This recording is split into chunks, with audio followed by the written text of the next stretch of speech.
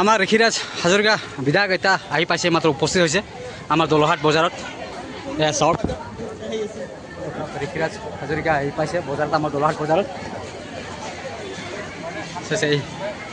এই মাত্ৰ উপস্থিত হৈছে।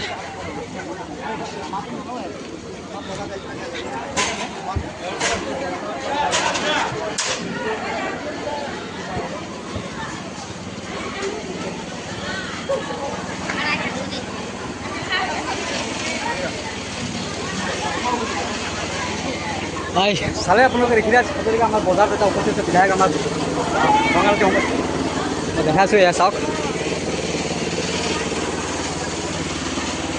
যিকোনো আজি আপোনালোকে চালে চাগে বজাৰ লাগিছিল আমাৰ দলহাট বজাৰত। আপুনি মহিলা গ্ৰুপত যিটো বজাৰ হৈছিলে, সেই বজাৰত আমাৰ ঋষিৰাজ হাজৰিকা বিধায়ক এটা উপস্থিত হৈছে দলহাট বজাৰত আহি।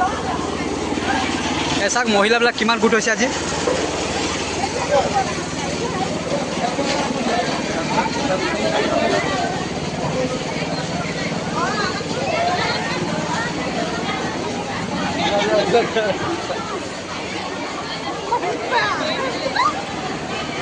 চাওক দোকানবিলাক চাওক, কি দোকান আছে যে বজাৰ চাইছে। এই চাওক মহিলাবিলাক চব আহিছে, খোৱা পিঠাবিলাক বনাইছে।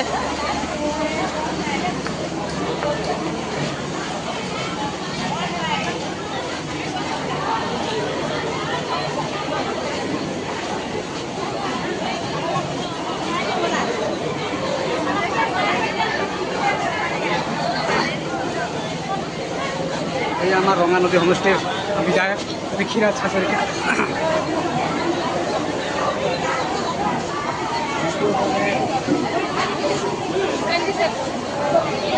চাইছে কিমান মহিলা জমা হৈছে আজি।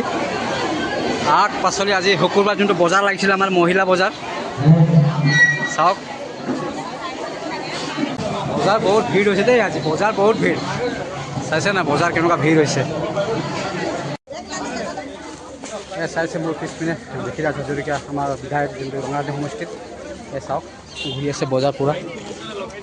চাইছে বজাৰ মানে কেনেকুৱা কি পৰিস্থিতি আছে, বজাৰবিলাক চব চাব।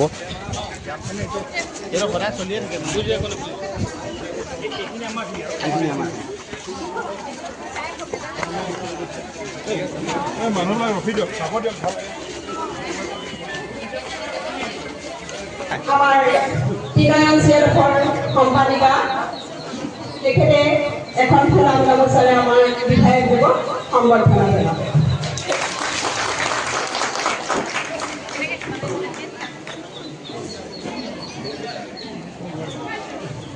বাকী আমাৰ ফিনান্সিয়েলে এটা ব্যতিক্ৰমী পদক্ষেপ হাতত লৈছিলে। এই ব্যতিক্ৰমী পদক্ষেপটোৰ বিষয়ে কিছুদিনৰ আগতে আমাৰ DPM মোক জনাইছিলে, ছাৰ আমি এনেকুৱা ধৰণৰ পৰিকল্পনা আমি লৈছোঁ, আমি দলহাট বজাৰত এখন মহিলা বজাৰ আমি কৰিব বিচাৰোঁ। এতিয়া মই যদি মই কৈছিলোঁ যে এইটো এটা খুব সুন্দৰ পদক্ষেপ। মই বিধায়ক হোৱাৰ পূৰ্বৰে পৰা এটা মোৰ পৰিকল্পনা আছিলে যে পুৰুষসকলৰ লগে লগে সমানে মহিলাসকলো যেতিয়া আৰ্থিকভাৱে সবল হৈ পৰিব, ঘৰখন চলাবৰ কাৰণে পুৰুষজনে যিমান কষ্ট কৰে মহিলাগৰাকীও সিমান আৰ্থিকভাৱে সহযোগিতা কৰিবৰ কাৰণে আমাৰ গ্ৰাম্যাঞ্চলত থকা মহিলাসকল, মোৰ মা ভনী বাইদেউসকল আৰ্থিকভাৱে সবল হ'ব লাগিব।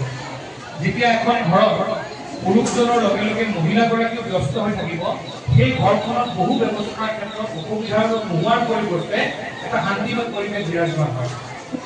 দৈনন্দিন জীৱনত এখন ঘৰ চলিবলৈ বহু কষ্ট। এজন পুৰুষে যিমান পাৰে তেওঁ চেষ্টা কৰে তেওঁ ঘটি কিনে আপোনালোকে এই বিশ্বাসযোগ্যতাটো অৰ্জন কৰা আপোনাক শেষ কৰি দিব। লাহে লাহে আপোনালোকৰ মাজলৈ মানুহ নহা হ'ব। আৰু মইতো কৈছোঁ যে এতিয়া আমাৰ ৰঙানদী মহিলাই কোনো কামত, কোনো সমাজৰ পক্ষৰ সমাজৰ হৈ চিন্তা কৰিবলৈ কাম কৰিবলৈ কোনো কামত লাজ নকৰিব। কোনোবাই গাহৰি কাটক, কোনোবাই ছাগলী কাটক, কোনোবাই মুৰ্গী কাটক, মাছ কাটক, আৰু যোনে কাটিব প্ৰথম গামোচা মিলাবলৈ যোৱা মানুহজন নোৱাৰিব। কাৰণ এটা সময় আছিল আমাৰ গাহৰি কাটিবলৈ, মাছ কাটিবলৈ, মাংস কাটিবলৈ যদি আমাৰ মাইকী মানুহজনী ওলাই যায় মানুহে হাঁহিছিলে। কিন্তু মই কৈছোঁ যে আমি এতিয়া নতুন ৰঙানদীৰ আমাৰ প্ৰত্যেকগৰাকী আমি মানুহ, আমি নতুন অসমৰ মানুহ, আমি নিজে স্বাৱলম্বী হ'বৰ কাৰণে যিটো কাম কৰিলে মই মোৰ নিজৰ ঘৰখনক আৰু অধিক আৰ্থিক সবল কৰিব পাৰোঁ, মোৰ ছোৱালীজনী ভাল স্কুল এখনত পঢ়াব পাৰোঁ, মোৰ ঘৰটোত মই দুটা সম্পদ কিনিব পাৰোঁ, তেনেকুৱা প্ৰত্যেকটো কাম আপোনালোকে কৰক। মই বিধায়ক হিচাপে নহয়, আগতেও কৈছিলো মই আপোনালোকৰ বিধায়ক নহয়, আপোনালোকৰ ল'ৰা, আপোনালোকৰ ভতিজা, আপোনালোকৰ ভাই। আৰু সেইকাৰণে মই আপোনালোকৰ লগত বেলেগ কোনোবা থাকক নাথাকক মই নাজানো, আপোনালোকে কৰা তেনেকুৱা প্ৰত্যেকটো কামত আপোনালোকৰ সন্মুখত অহা প্ৰতিটো সমস্যাৰ সন্মুখত হিমালয় হৈ মই ৰিক্সা ৰখি আপোনালোকক যদি বেপাৰ বাণিজ্য কৰোঁতে কোনোবাই যদি অকণমান অসুবিধা দিছে আপোনালোকে মোক ক'ব, তেওঁলোকে প্ৰথম মোৰ লগত মুখামুখি হোৱাৰ পাছতহে আপোনালোকক কষ্ট দিব লাগিব, এই কথা স্পষ্ট কথা। সেইকাৰণে মই কৈছোঁ লাগিলে গাইজ ভিডিঅ' চাই আমাৰ বিধায়ক ৰেভিৰাজ হাজৰিকা আমাৰ বজাৰত উপস্থিত হৈছে, দলাহাট বজাৰত শুকুৰবাৰ যোনটো মহিলা বজাৰ হৈ আছিলে ইয়াতে উপস্থিত হৈছে এতিয়া। ভিডিঅ'টো মই ইমানতে সামিলোঁ, কেনেকুৱা কি লাগিলে, যদি ভাল লাগে লাইক কমেণ্ট শ্বেয়াৰ এটা কৰি দিব আৰু।